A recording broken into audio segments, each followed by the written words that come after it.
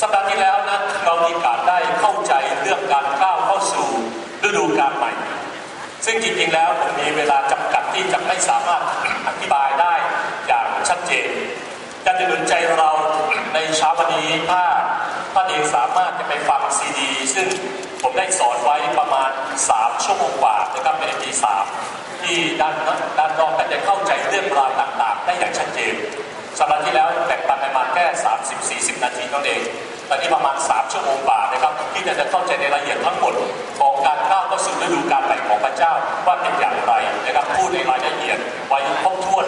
มีข้อมันมีทุกอย่างนั้นพี่น้องติดต่อที่แถลงเทศด้านนอกได้ถ้าสนใจนะครับหลังจากเรื่องการนมัสการสิ่งหนึ่งที่อยากมีการได้สุดได้เกิดความเข้าใจของการก้าวเข้าสู่ฤดูกาลใหม่และจะพระเจ้ากำลังทำอะไรท่ามกลางคริสตจักรแห่งธรรมชาตินี้จริงๆแล้วการก้าวเข้าสู่ฤดูกาลใหม่สุดสั้นๆก็คือการที่ต้องออกจากวงจรเดิมก้าวเข้าสู่วงจรใหม่ดังนั้นหมายว่าอะไรก็ตามที่เป็นไซเคิลเดิมๆเป็นวัฏจักรเดิมก็คือออกจากวงจรเก่าวงจรอดีตวงจรที่ถูกจองจำนั่นอะไรคืออดีตของเราอะไรที่เราถูกจองจำอยู่อะไรที่เป็นสิ่งเก่าที่เราทำอยู่พระเจ้ากำลังนำเราเข้าสู่วงจรใหม่วงจรใหม่ของพระเจ้าเป็นอย่างไรวงจรใหม่ของพระเจ้าเป็นวงจรของการเคลื่อนไปกับพระเจ้าเป็นวงจรของความสุขใหม่ในพระองค์มันไม่ใช่เป็นความแห้งเหี่ยวฝ่ายวิญญาณหลายครั้งเรามักจะได้ยินถ้อยคำบอกว่าแห้งจังเลยช่วงนี้แห้งจังเลยพระเจ้าไม่อยากให้ชีวิตของเราแห้งเหี่ยวในฝ่ายวิญญาณพระเจ้าต้องการเติมเต็มในชีวิตของเราเป็นความสุขใหม่ในฝ่ายวิญญาณพระเจ้านำเคลื่อนเราจากระดับหนึ่งเหมือนกับศักดิ์ศรีหนึ่งไปสู่อีกศักดิ์ศรีหนึ่งนั่นหมายความว่าชีวิตของเรานั้นจะต้องก้าวหน้าขึ้นในความเข้าใจพระเจ้าในการรู้ถึงพระทัยของพระองค์และจากศักดิ์ศรีระดับหนึ่งไปสู่ศักดิ์ศรีระดับหนึ่งจากความรำลึกระดับหนึ่งไปสู่ความรำลึกอีกระดับหนึ่งดังนั้นหลายอย่างนั้นเราได้เห็นถึงการเปลี่ยนแปลงไปในชีวิตทั้งหลายเช่นการไวต่อเสียงของพระยามเสียงของพระเจ้าที่เข้ามาสัมผัสชีวิตของเราดังนั้นเป็นมิติของการสูงขึ้นก็คือเป็นมิติที่ถ้าภาษาอังกฤษเรียกว่าจากhearing ไปสู่ seeing จากการมองจากการได้ยินไปสู่การมองเราได้ยินก็ดูเหมือนดีแต่เราเห็นมันชัดกว่าการที่เราได้ยินพระเจ้าจะเคลื่อนปีนี้เป็นปีที่พระเจ้าจะเคลื่อนจากมิติของการที่เราฟังเขาเล่ามาจากการที่เราสึกว่าเราอ่านพระเจ้าของพระเจ้าแต่สิ่งนั้นมันจะเป็นจริงในชีวิตทั้งหลายและเป็นปีแห่งการที่ทะลุทะลวงในฝ่ายวิญญาณเราฟังมาแล้วว่าเป็นสงครามฝ่ายวิญญาณที่มีการปะทะกันและก็ในคำฮีบรูที่คำว่าเอยินนั้นที่เป็นภาพเหมือนดวงตาและพระเนตรของพระเจ้านั้นก็เฝ้ามองดูประชากรของโลกนั้นแต่ดวงตาของมันก็จ้องที่ทำลายเราที่เป็นปีแห่งการปะทะกันในอาณาจักรฝ่ายวิญญาณอาณาจักรแห่งความมืดและอาณาจักรความสว่างจะปะทะกันอย่างรุนแรงมากดังนั้นถ้าเราไม่ตระหนักว่าเราอยู่ในสงครามฝ่ายวิญญาณเราจะเพลียงพล้ำดีมาซาตานนอกจากนั้นยังเป็นปีแห่งความสดใหม่เป็นปีแห่งความสมบูรณ์เป็นปีแห่งการเกิดผลเป็นปีที่พระเจ้าจะเคลื่อนไหวอยู่ท่ามกลางชีวิตของเราแล้วเราจะเห็นถึงความแตกต่างเกิดผลทั้งชีวิตภายในและชีวิตภายนอกก็เห็นถึงความจำเริญขึ้นในการอวยพรที่เป็นมาจากพระเจ้านอกจากนั้นในคำในยินนี้ยังเป็นคำกระบอกน้ำพุที่พุ่งขึ้นมาและเป็นภาพของการเป็นมันล้นมาจากภายในเหมือนหญิงที่ไปตักน้ำที่บ่อน้ำสมาเรียที่บ่อนั้นหญิงสมัยนี้เป็นต้นที่ไปหาพระเยซูและไปรู้ว่าจะมีน้ำแห่งอำนวยชีวิตที่พุ่งขึ้นมาจากภายในดังนั้นชีวิตของเราจะเป็นมิติใหม่ของการเคลื่อนไปกับพระเจ้าเมื่อเราเข้าใจนั่นคือสิ่งสั้นๆอยากให้เราไปลองไปฟังในรายละเอียดทั้งหมดนะครับจากที่พูดไปแล้วแต่วันนี้ในสิ่งที่อยากกล่าวก็คือว่าเมื่อเรารู้ว่าพระเจ้ากำลังนำเราก้าวเข้าสู่ฤดูกาลใหม่เราจะก้าวไปอย่างไรและพระเจ้าสำแดงอะไรในฤดูกาลใหม่แน่นอนพระเจ้าได้สำแดงให้เห็นถึงสิ่งที่กำลังเกิดขึ้นในคริสตจักรแห่งพระบัญชามีอยู่10 สิ่งด้วยกันที่เรามีการได้เข้าใจซึ่งผมได้ขึ้นไว้ในเว็บไซต์ของคริสตจักรเป็นเพียงแค่ข้อความสั้นๆในวันนี้ทำไมการได้อธิบายในรายละเอียดถึงลักษณะของคริสตจักรแห่งพระบัญชา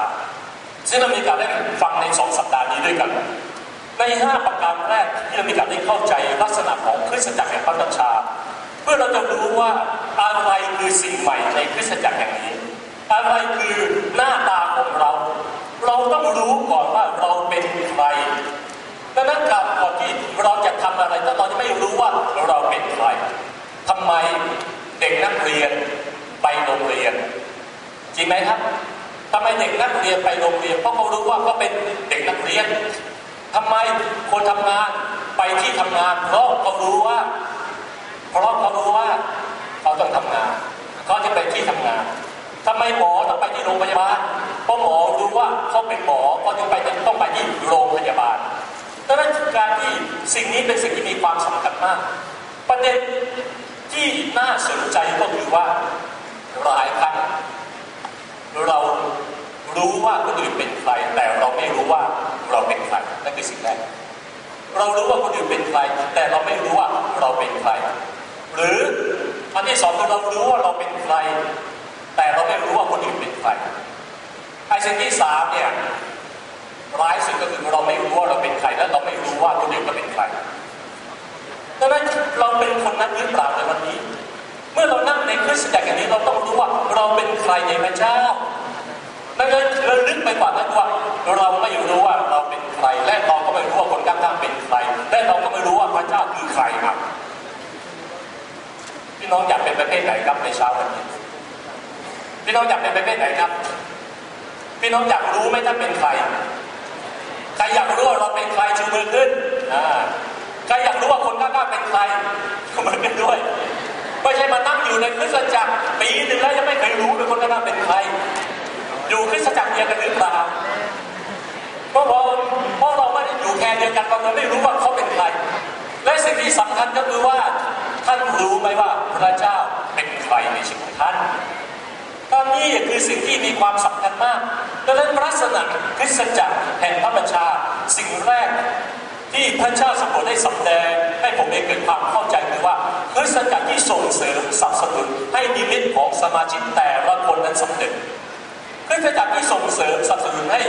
นิมิตของสมาชิกแต่ละคนนั้นสำเร็จ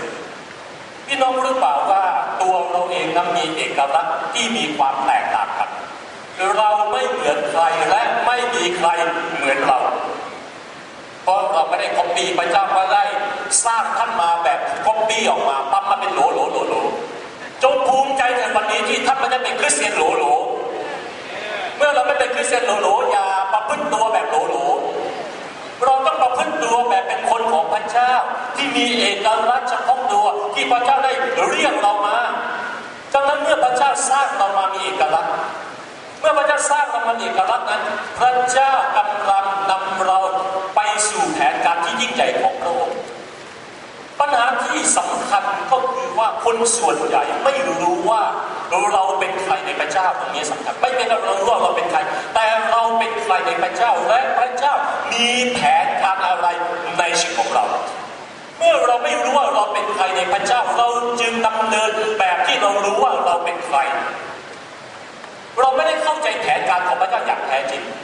การเข้าใจแผนการของพระเจ้าจะเป็นสิ่งที่มีความสำคัญมากในชีวิตของเราเพราะว่าเมื่อเรารู้ว่าเราเป็นใครและพระเจ้าสร้างเรามาทำไม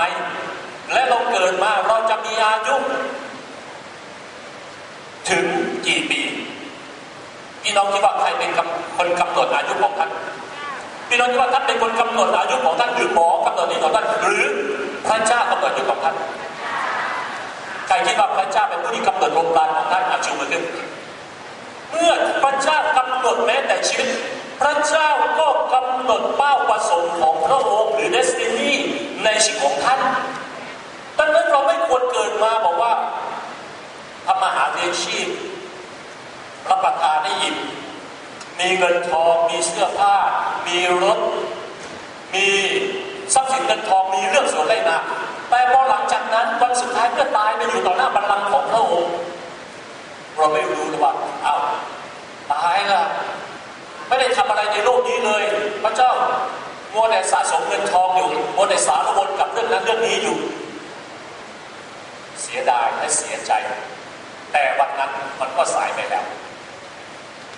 ดังนั้นพระเจ้าที่ให้แผนการของพระองค์ในคริสตจักรแห่งพระบัญชานี้ก็คือการทำให้นิมิตของท่านที่พระเจ้าเรียกนั้นสำเร็จนิมิตของท่านการที่ผู้นำคนหนึ่งมีนิมิตและเรียกให้ท่านมาทำให้นิมิตของผู้นั้นสำเร็จนั้นมันต่างกับการที่ผู้นำหรือคณะผู้รับใช้ทำให้นิมิตของท่านสำเร็จ